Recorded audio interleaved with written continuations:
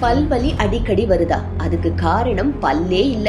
உடனே டாக்டரை போய் பாருங்க. பல்வலி அடிக்கடி ஏற்படுவது சாதாரண பிரச்சனையாக கருதப்பட்டாலும் அது உடல்நிலையில் உள்ள சில குறைகளை காட்டும் எச்சரிக்கை அறிகுறியாகும்.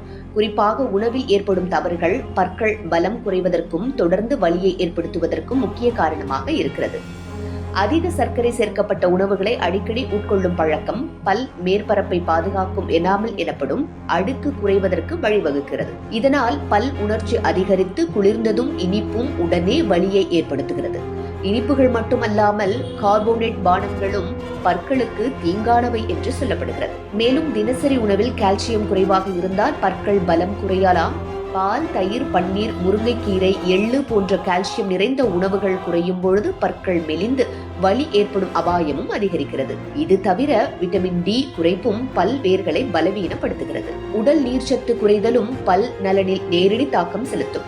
குறைந்த தண்ணீர் குடிக்கும் பழக்கம் எச்சில் உற்பத்தியை குறைக்கிறது. எச்சில் பல் பாதுகாப்புக்கு முதன்மையான பாதுகாப்பு எனப்படும்.